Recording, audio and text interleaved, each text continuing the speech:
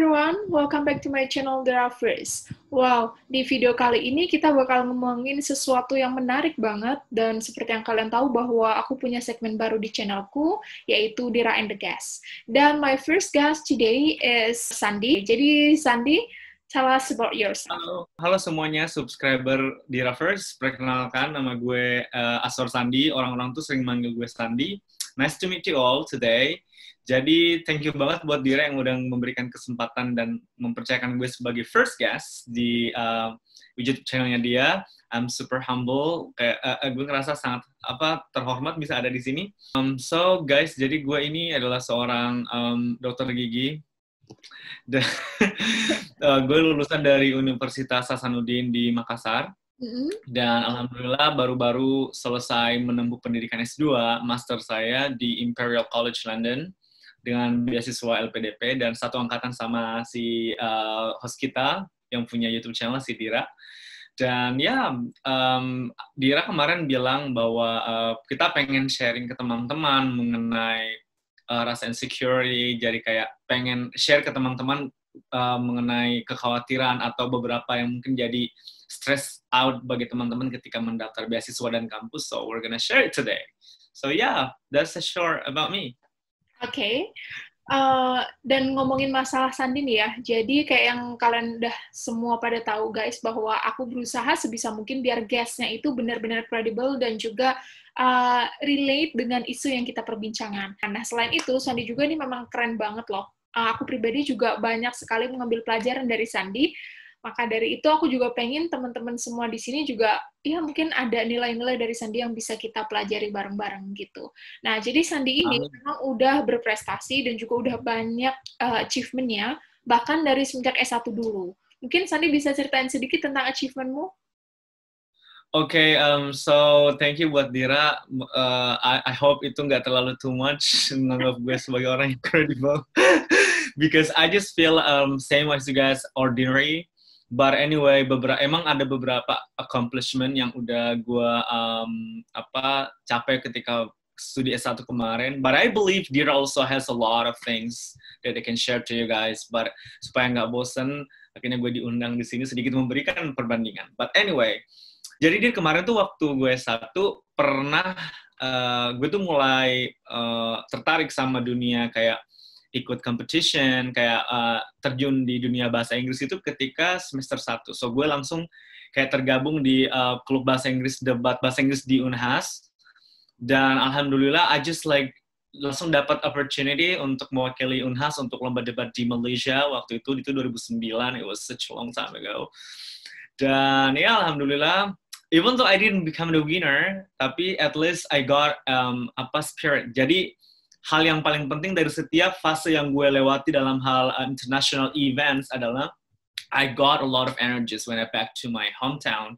Kayak, I don't want to stop, gitu kan.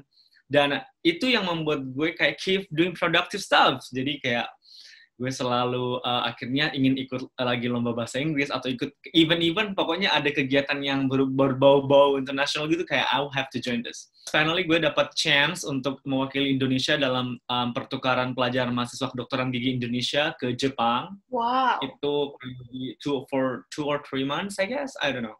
Itu akhirnya itu gue makin gila lagi, I became more aggressive, like I don't want to stop gitu kan. Akhirnya setelah gue pulang dari Jepang itu ada suatu kegiatan yang namanya Harvard Model United Nations. Itu kayak semacam ini sih dia simulasi sidang PBB gitu kan. Terus akhirnya gue kayak I think I have to register this. Akhirnya gue ikut seleksinya. Akhirnya gue lolos, ternyata gue lolos lagi dan gue mewakili Indonesia ke Harvard University untuk ikut jadi duta WHO dan social humanitarian di Boston, United States. Dan setelah itu pulang lagi dari Amerika, gue kayak I don't want to stop, one more thing gitu kan. Akhirnya setelah itu gue kebetulan masuk koas, dan setelah masuk koas itu ada penelitian. Jadi gue nggak mau meneliti, orang-orang kan menelitinya di daerah-daerah gitu kan, atau di rumah sakit. Gue nggak mau, kayak I want to go abroad again. Akhirnya gue bikin proposal. Jadi sensei gue di Jepang kemarin itu ngasih, ada emailnya kan, gue email, coba ngirimin proposal dan ternyata diterima. So I go back to Japan in 2014 meneliti lagi di sana. Nah, akhirnya gue pulang. Setelah pulang, akhirnya gue wisuda jadi dokter gigi. Bener banget sih bahwa selama kuliah ya kita harus aktif, harus keluar dari zona nyaman juga, kayak gitu kan. Jadi mungkin meskipun bidang kita lingkungan, mungkin perlu juga kita peduli dengan isu-isu sosial gitu kan. Dan ya kayak exactly like what you did before. Dan itu salut banget sih aku, karena mahasiswa kesehatan ya, kedokteran tuh kan sibuknya luar biasa, and you manage to do it. Jadi itu memang keren banget sih. Jangan-jangan kamu emang keren dari lahir. Jadi gitu sih, Dir, kayak kita kan kuliah dari pagi gitu ya, pagi jam 7, selesai tuh jam 4 atau jam 5 kan di lab. Gue tuh nggak langsung pulang, gue emang langsung pergi bergaul lagi sama teman-teman gue, anak social politics, anak hubungan internasional, atau anak-anak hukum, anak-anak sastra. Jadi gue tuh bergaul sama anak kedokteran itu karena saat kuliah aja gitu loh. Pas pulang gue tuh sering banget bergaul sama anak-anak sosial, karena gue nggak tahu ya, I just feel gue dapat another atmosphere, another a perspective. Jadi kayak akhirnya gue nggak mau jadi orang yang kayak bergaulnya sama itu aja. Jadi ya berkat mereka akhirnya gue banyak tertular untuk hal-hal positif. So ya. Ya, dan itu juga bagus buat networking ya. Dan sebenarnya ngomong masalah achievement gitu kan, dan background penerima beasiswa, aku tuh beberapa kali dapat pertanyaan gini, Kak Dira, ada nggak sih penerima beasiswa yang biasa aja? Yang biasa aja itu maksudnya gimana gitu. Terus mereka jelasin yang kayak nggak punya prestasi, atau yang kayak IPK-nya biasa aja, nggak punya pengalaman organisasi. Terus aku kayak, what gitu. Masa aku juga mau tanya ke teman-teman, kamu punya prestasi nggak? Kan nggak mungkin kan? Bener, kan ditonjok loh.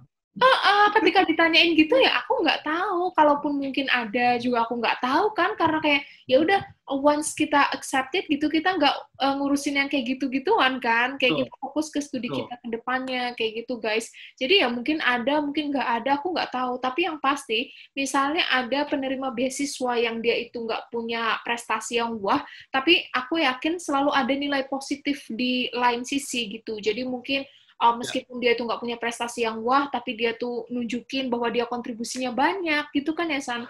Ya, atau mungkin yang IPK-nya biasa aja, tapi ternyata dia tuh seorang aktivis, dia udah menggagas banyak hal, kayak gitu. Jadi kalau kalian guys merasa nggak punya achievement yang luar biasa, jangan khawatir, karena masih banyak poin-poin lain yang bisa kalian benahi, dan kalian tonjolkan, kalian jadikan X factor kalian, seperti itu. Betul. Ini ngomongin masalah prestasi, kayak Sandi tuh nggak usah diragukan lagi. Jadi sebelum ke Inggris, dia udah bolak-balik ke, bukan berbagai negara lagi, tapi berbagai benua ya. Sampai Amerika yang di ujung juga udah didatengin. Nah, selanjutnya, masalah work experience juga udah nggak diragukan lagi, karena literally dia tuh professional dentist. Kalau kalian pengen konsultasi atau pengen ngomongin apa, wah dia tuh more than dentist sih, karena menurut aku, karena kan kamu ini ya, kuliahnya juga di S2-nya cuma ngomongin gigi kan, ya lebih luas lagi.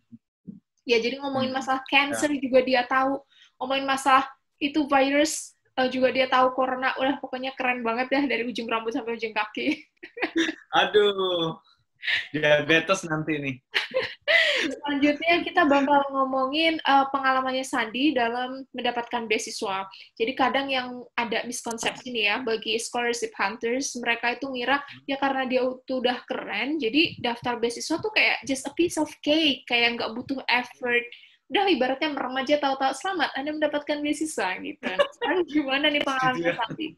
Is that true? Well, sebenarnya ya, dan anehnya bukan aneh, surprisingly guys, buat subscribernya Dira, kalian harus tahu bahwa memang tadi yang gue sebutin, gue punya beberapa achievements, tapi dalam melamar beasiswa, apalagi di interview, gue nggak pernah nyebutin satupun achievement gue. Dan ketika gue ditanya sama interviewer, mereka kayak, apa achievement terbesarmu? I never say I went to United States, I went to Japan, I went to Malaysia. Gue nggak bilang kayak gitu. Jadi itu I want to say achievement is important, but it's not everything, okay? Kalau masalah gampang nih, kalian udah punya prestasi pasti diterima beasiswa, no, itu kesalahan besar menurut gua. Karena apa ya, beasiswa LPDP itu dia mencari, ini menurut gue ya, yang gue lihat itu mencari karakter. Jadi even though you have a lot of achievements, kalian punya banyak banget segudang prestasi, tapi kalau kalian nggak punya karakter, itu kalian you're not gonna be accepted. I can tell, gitu kan? Karena gini, dia kemarin itu waktu gue interview kebetulan, yang gue pernah cerita sama teman-teman, ada yang udah keterima di Harvard, itu mereka nggak dapat beasiswanya because there's something about that individual. Padahal dia udah, kalau nggak salah dia udah lulusan S1 di Singapore, I don't know, but it's something like that gitu kan. Nah, otherwise, ada teman yang setelah gue interview, gue ngomong sama seorang guru, dia waktu itu mau ke New Zealand, dia juga lolos, dan gue nanya kayak, gimana tadi? Terus dia bilang, ya gitulah, gue agak pesimis karena gue nggak punya prestasi and achievements, tapi ternyata dia lolos, berarti ya gue setuju tadi sama yang dibilang sama Dira, you have another X factor that you don't know, gitu kan. Dan kadang tuh, itu yang dicari sama LPDP. Dan kalau gua sama Dira itu kita bener-bener juga merangkak banget untuk bisa mendapatkan beasiswa ini. Kita belajar IELTS lah, kita bikin essays, terus kita ikut online assessment. Itu tuh kita stres banget gitu loh. Nggak ada bedanya sama kalian. Jadi kita dulu sama yang nggak lulus itu ada di fase yang sama-sama stres, sama-sama ini. Justru semakin insecure karena gue udah nyebutin beberapa prestasi gue, takutnya interviewer udah kayak ini kita harus benar-benar melihat orang ini gitu loh, ada cacat sedikit I can be eliminated anyway. So kita juga merangkak setengah mati, stress, sleepless or anything, itu semua sama. So we are ever been in your stage, so don't worry about it. Ya, jadi sama ya. It's not as easy as it seems. Yeah. Mungkin kelihatannya kayak, wah, susah banget, but it's not, gitu. Mungkin kalian aja memang belum tahu perjuangannya, kegagalannya kayak apa, kayak gitu. Nah, ngomongin masalah tadi ya, kekhawatiran-kekhawatiran atau insecurities, aku percaya sih bahwa insecurities itu dialami oleh banyak orang. Bahkan orang yang anggap keren pun gitu ya, yang sekelas siapa deh yang kayaknya mungkin brilliant, kayak mau di Ayunda mungkin yang S1-nya aja udah di Oxford. Tapi dia dengan terang bilang bahwa dia pun ada sempat rasa insecurity saat dia daftar di Stanford. Dan ternyata malah di Stanford keterima, terus di Cambridge atau di Harvard ya? Di Harvard ya. Iya, pokoknya tuh kayak keterima di ini kan, top universities kayak gitu. Meskipun di awalnya dia ngerasain insecure gitu. Dan itu juga yang dialami oleh banyak pelamar beasiswa, termasuk kita juga kan. Aku juga dulu sempat ada rasa insecure itu. Dan aku pikir Sandi juga pasti punya nih insecurity. Nah, selanjutnya kita akan bahas tentang insecurity ini. Jadi, awalnya nih, gimana sih yang kamu rasain waktu itu, waktu daftar beasiswa, tepatnya tentang insecurity-nya, dan setelah itu insecurity yang kamu rasain saat kamu sudah mulai studi? Oke, jadi mungkin kita ke beasiswa dulu. Ya gitulah, Dir. Gue kan kayak biaya kuliah luar negeri itu kan nggak murah, dan kita bukan kaum privilege. Kayak kita nggak ada scholarship, we're not gonna make it anyway. Kita udah capek dari kampus, terus tiba-tiba nggak lolos. Kayak, what can I do about this gitu kan? Itu insecurity yang pertama adalah kita takut banget nggak lulus. Kayak, what if I don't make it gitu kan? Itu semua ngerasain kayak gitu. Terus yang kedua adalah karena mungkin gue sering nonton di YouTube atau tanya teman-teman gue yang pernah lolos, itu mereka emang bener-bener keren-keren gitu. Dan gue selalu kayak compare it to myself, kayak oh my goodness, I'm not that good gitu kan. Jadi kalau kalian pas mendengar webinar YouTube ini dan ngeliat gue tadi nyebutin achievement, itu gue pernah ada di posisi lo juga, kayak ngeliat orang kayak begini, ternyata itu sama, kita pernah ada di fase itu. Terus yang selanjutnya adalah mengenai yang insecurity yang paling gue rasa adalah ketika gue udah lolos ke tahap interview. Jadi kayak pas di interview itu gue kayak takut banget, kayak ini adalah fase terakhir, the last tab, then I will get the scholarship. Itu gue lebih memilih deh nggak usah lulus berkas daripada nggak lulus interview kalau boleh kan, karena setakut itu kayak udah bener-bener hampir gitu kan. Akhirnya pas gue ngeliat orang-orang di ruangan tunggu itu, mereka insecure-nya itu udah mulai ada, itu atmosfernya berubah, mereka orang pintar, terus ada yang ngobrol satu sama lain, oh ya gue ini mau daftar di Cambridge, gue di ini, terus kayak oh my goodness, what is me gitu kan, compared to them. Tapi anyway, itu adalah hal yang normal kalau menurut gue, karena ini adalah masalah